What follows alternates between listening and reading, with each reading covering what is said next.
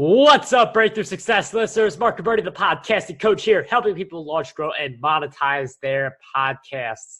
And regardless of what you want to do in business or life, there's just so many different options we have, and a lot of it is mindset. So what we're going to talk about in this episode is we're just going to get to the root of different things that can be holding us back, because once we figure out the root cause of why we're not moving as quickly as we want to move, we're able to achieve our goals and all these awesome results. So that's what we're going to talk about in this episode. Our special guest who joins us today, he has a master's degree in counseling psychology and is a therapist, public speaker, business consultant, and trained mediator.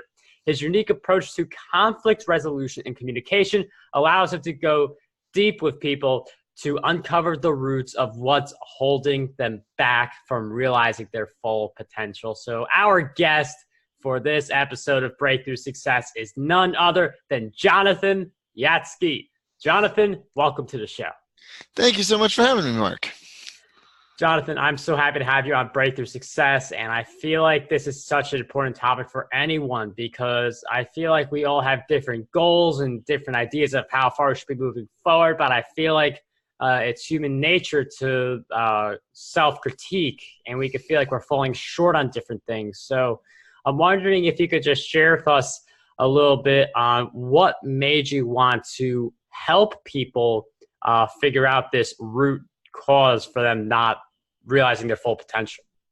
Okay, yeah, absolutely. So for me, what really gets me excited and engaged with other people is the idea that within each of us is a unique way that we approach life.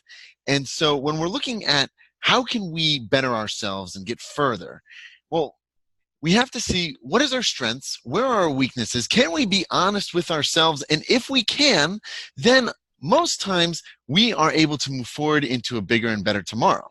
For myself, that had to do with, in my own journey, having to start with the educational sphere and learning about my own weaknesses so that I could get through that. And through the things that I had to go through with all of my learning differences, I was able to come out on top, and then also have a strong desire to help others be able to figure out where they can make the biggest difference and help them achieve it. So that to me is probably one of the most important things, and getting to the root of what is holding them back can help us to push them forward faster and more effectively. And I feel like when we do get to that root, I mean, these ideas of faster, being more effective, as Jonathan mentions, that's the result if you do take that self-assessment. But for people who are wondering, like, how do we find the roots that are really holding us back? Because I don't feel like it's as clear cut as it may seem. Okay, that's a really good point. And so whether I'm working with businesses or whether I'm working with individuals or groups, the thing that I think is really important for the listeners to take on is that each and every experience that we have in our lives affects us. And so we don't just go through it in a neutral way. We experience it, and we can have, whether it be pleasurable, whether it be miserable, whether it can be fun, excited, sad, angry, we get triggered by the things we experience. So to be able to find that root, one of the things we have to really be aware of is we have to be self-aware. So a great example of this, if I am going and I'm talking to someone totally new, and they do something, let's say they make a smarmy comment, or they come across as selfish or conceited, or maybe there's just something about them that just is so grates on your nerves. Well, guess what? This person is someone you've encountered now for the first time. So where does that feeling inside yourself stem from? And that's the root. And so what I tell my clients, my patients, the people I work with, is to dig deep underneath and trace back throughout your story to where is the last time you felt this way? When was the last time you had an emotional upheaval like this? Because if we can pinpoint what that is, we can take the issue and pull it out by the root. Instead of just, if the issue you're experiencing, if it's just a weed, if I just cut the top off, it's going to come right back. But if I can dig down to the root and I can pull it out, then it's not going to come back because I've looked at it, I've dealt with it, and I've come up with tools and ways of being so it isn't going to come back. And that is a really interesting insight. That's why we talk about the root. That's why Jonathan focuses on this. That weed example is great because if you cut the top off, it's going to come back, but get to the root. That's how the issue gets resolved. And I feel like for some people, as they go deeper into this, like this is stuff that's like super emotional. It could be tied to a really traumatic experience. Mm-hmm. So for those people, like diving into that particular route could be a really painful experience. So what's your advice for those people going on that kind of a journey and finally being able to pluck out a route like that? Okay. So the first thing that I would say is if you're going to go on a journey into an emotional spectrum that could be harmful or hurtful to you, the first thing to do is to create a support structure. Whether that be coming to a coach like myself, right? Whether that be going and, getting some people you love and trust, namely trust, to come and support you.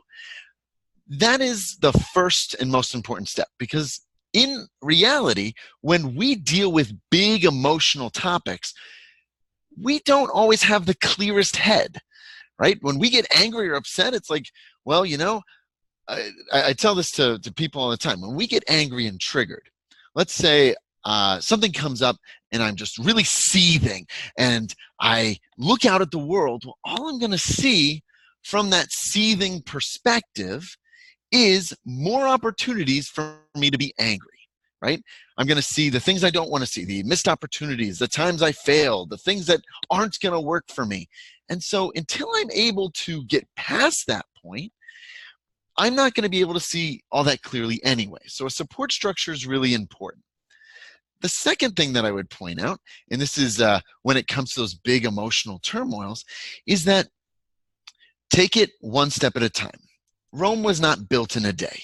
So you may come to a point where you go, you know what, for today or for this week, I just need to be done, right? I just can't deal with another thing that's going to make me cry.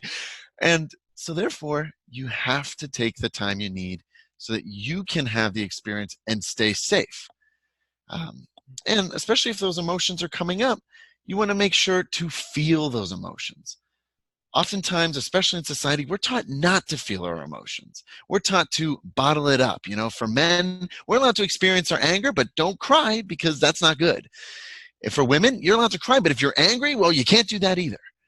And so being able to have the full gamut of emotions and allow ourselves to express ourselves will allow us to come to that sense of freedom, as long as we're doing it in a healthy, productive way where no one gets hurt and we can be open and honest with ourselves. Yeah, and that's a really important point Jonathan brings up, having that support system, because there are different things that happen to us that, they're hard to talk about, they're hard to think about. And even from a business standpoint, because I know a lot of listeners, they want to figure out how to grow their businesses. If you have a support group of people who can give you accountability and share a little bit of like how that root is being caused, because sometimes it could just be a bad habit that you have. It's really dragging you down, and people get on you on that, and that can help you get rid of the root.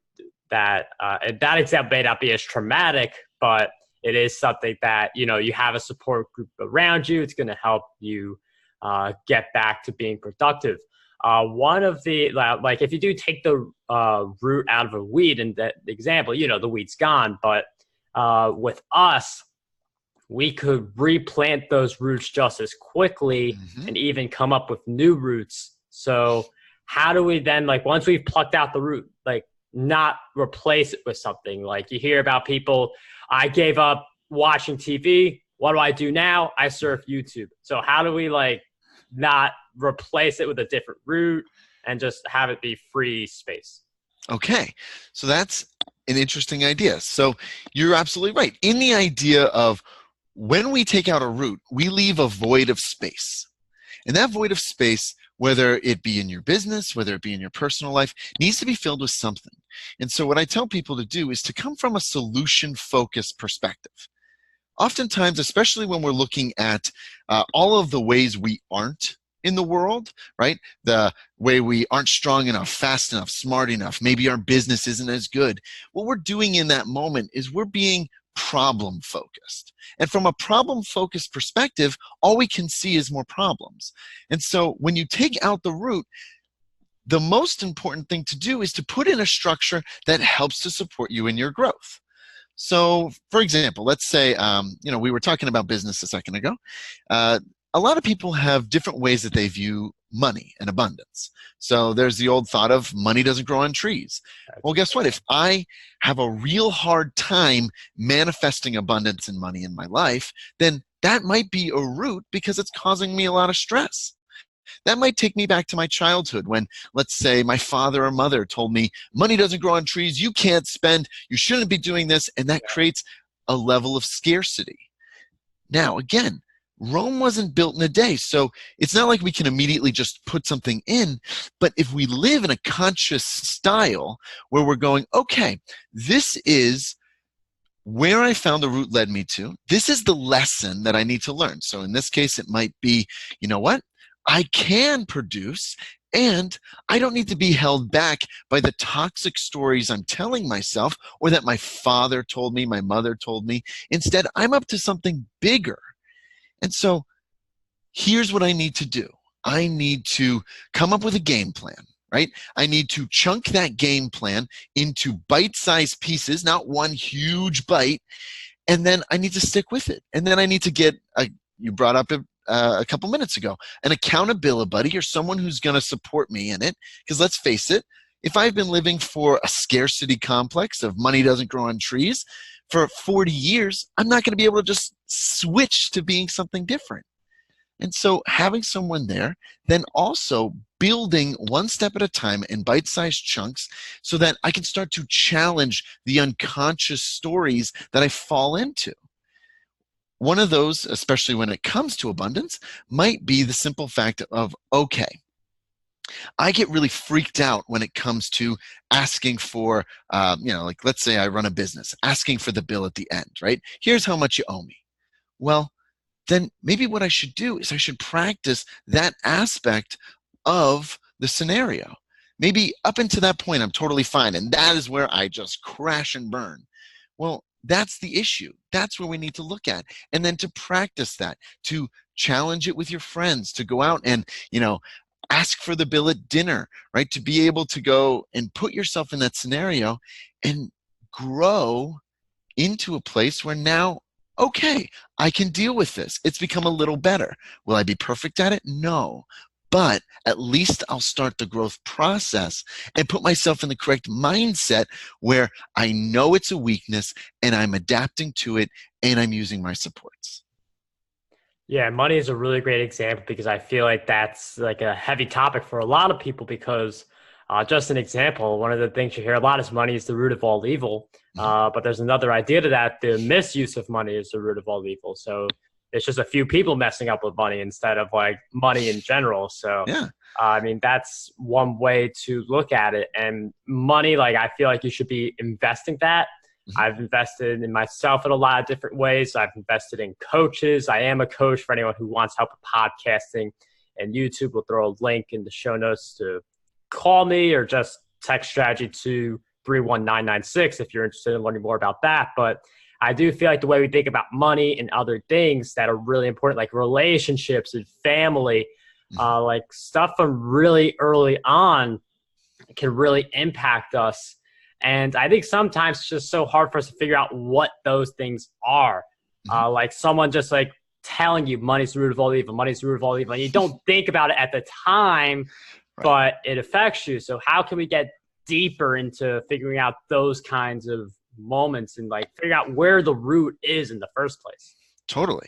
So the first thing that I would say, as far as money is the root of all evil or, the misuse of money is the root of all evil, what I would also say, especially for goal setting, which is a really important concept, whether you're starting a business or you have a relationship, is money is a means to an end. It's extremely important, right? For example, if you want to buy that house or get an engagement ring or whatever it is you're going to do, you're going to need money. But what I encourage people to do, and this might be important for the listeners as well, is to come up with a bigger goal than just that. Because at the end of the day, when you are looking back at your life and you're saying, well, I'm so glad I did X, or I'm so glad I accomplished this, or did this thing that I was super excited about. Oftentimes, what really matters is not the money of it, it's the experiences you got with it. It's the business you created, the lives you changed, the people you helped and assisted. And so if you do something you're passionate about, oftentimes what will happen is people will be attracted to you and you'll start to manifest that money, especially if you are coming from that perspective where it's like, I have something even bigger.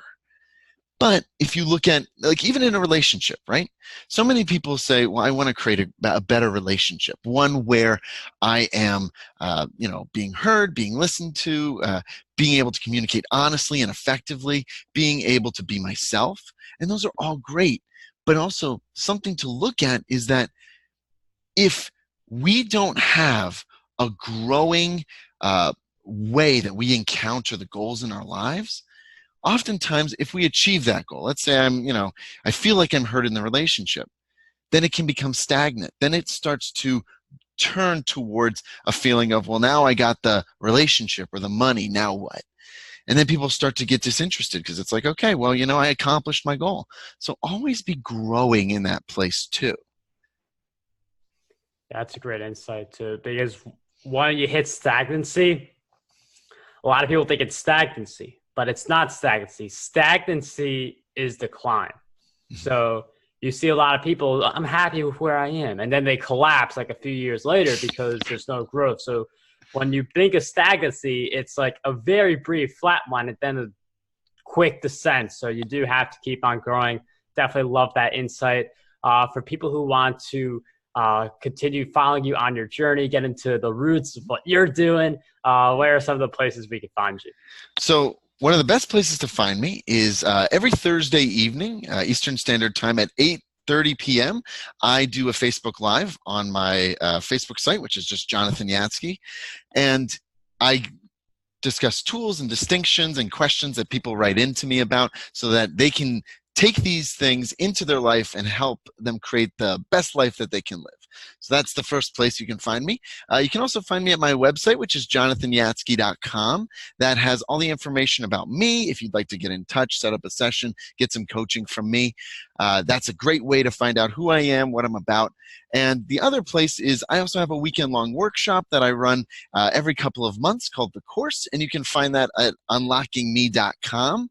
And there, it's a 3-day-long weekend where we look at these sorts of tools to help you grow and add jet fuel to your life so that you can go faster, further, and stronger to create the future you want, not the future dictated by your toxic stories. So those are great ways to get in touch with me. And yeah. Jonathan, thank you so much for sharing those resources. We'll also put those in the show notes along with my strategy link for anyone who's also interested in that. But once again, thank you so much for coming on Breakthrough Success. It was such a pleasure to have you on the show. Thank you so much for having me, Mark, and have a great day.